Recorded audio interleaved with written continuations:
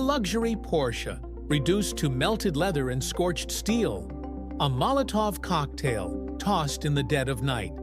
And now, a decade later, the photos have surfaced, dragging Sean Diddy Combs right back into the spotlight for all the wrong reasons. This isn't just celebrity drama. This is part of a federal case, where the government alleges Diddy ordered an act of violent intimidation against none other than Kid Cudi. And with prosecutors now releasing graphic images from the scene, everything changes. What really happened to Kid Cudi's car? Why is Diddy's name all over it? And what does this mean for one of hip-hop's most powerful moguls? The photos of Kid Cudi's firebombed Porsche don't just add drama. They bring the case to life. They turn abstract allegations into something real, something you can see, something a jury can feel. And whether or not Diddy is convicted, those images will linger. Burned seats, melted console, gasoline-soaked leather, a silent car, screaming one message: "You were warned." So what comes next? With more witnesses expected and prosecutors digging deeper into Diddy's past, this trial is far from over. But one thing is clear: the empire Diddy built is shaking, and the stories that once stayed buried in whispers are finally coming to light. The night everything changed. In January 2012, something terrifying happened outside Kid Cudi's Hollywood Hills home. His sleek blue Porsche, a symbol of success, speed, and status, was firebombed using a Molotov cocktail. Flames tore through the red leather interior. Burn patterns crept across the roof, the console, the carpets. But for over a decade, the story stayed quiet. Until now, because in the third week of Diddy's explosive federal sex trafficking and racketeering trial, prosecutors unveiled something that no one saw coming. Photos. Real, raw, and shocking. Images showing the Porsche in flames, emergency responders swarming the scene, and remnants of a homemade firebomb sitting in the wreckage. These aren't rumors anymore. The evidence is on the record. Let's talk about what prosecutors showed the jury. The photos, now part of official court exhibits, aren't just burnt metal and broken glass.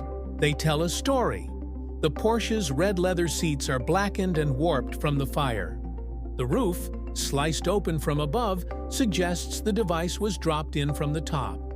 Inside, investigators found an Old English 800 bottle, partially filled with gasoline. A designer handkerchief was tied around the neck. A lighter was nearby. According to LAFD arson investigator Lance Jimenez, this wasn't random vandalism. It was deliberate. Someone wanted that car destroyed, and they knew exactly how to do it. The bottle was tested for DNA. While most items came back inconclusive, the bottle itself carried a partial DNA profile, belonging to a female contributor. But Jimenez made it clear he wasn't a DNA expert. His focus was on the scene, and what he saw made one thing certain: this wasn't an accident. Then came the twist. Kid Cudi took the witness stand.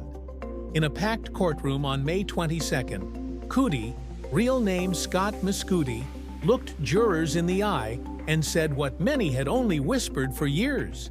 He believes Diddy ordered the attack, and it wasn't just about the car.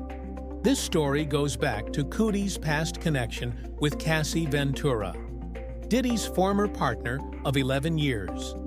According to Cudi, he and Cassie started seeing each other after she confided in him that she and Diddy had broken things off. But the situation quickly spiraled into something darker. One morning in December 2011, Cassie called Cudi in a panic. Her voice was shaky, nervous. She said Diddy had found out about their relationship. Cudi didn't waste time. He picked her up and brought her to the Sunset Marquis Hotel, hoping it would keep her safe and off the radar. But what happened next sent a chill down his spine. Later that day, Cudi got word that Diddy was at his house. He raced back and called the music mogul from the car. His words were blunt. "Are you in my house?" Diddy's alleged reply. "I'm here. I'm over here waiting for you." By the time Cudi arrived, Diddy was gone. But the signs of a break-in were impossible to miss.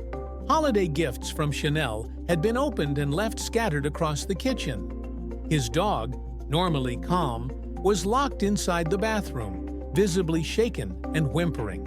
This wasn't just a prank. It felt like a message.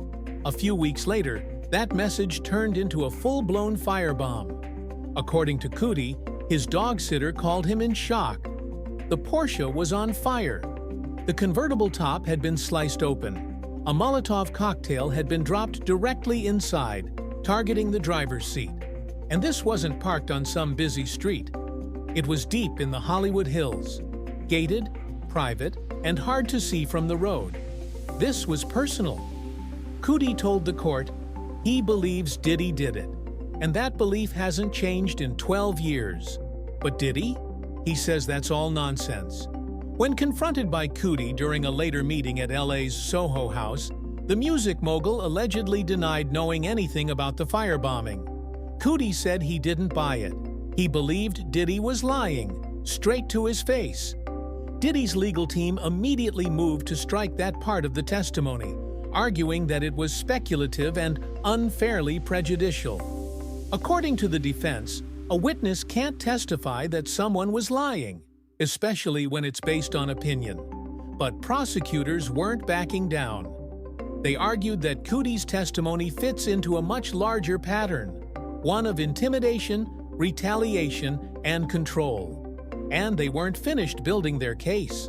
Because this case isn't just about a car or even a single incident. Sean "Diddy" Combs is currently facing federal charges of sex trafficking, racketeering, and transportation to engage in prostitution, charges he's fiercely denied. But the prosecution says these aren't isolated events. They're part of a pattern. And Kid Cudi's testimony, it's just one more piece of the puzzle. From Cassie's accusations of psychological abuse and control, to other witnesses describing threats, surveillance, and retaliation. The trial is shaping into one of the most shocking cases in recent music industry history. And now, with new evidence surfacing, evidence that's both visual and visceral, public opinion is shifting fast. They say time heals all wounds, but when fire meets fame and silence breaks in a courtroom, sometimes the past has a way of igniting all over again. This is just the beginning. Stay tuned.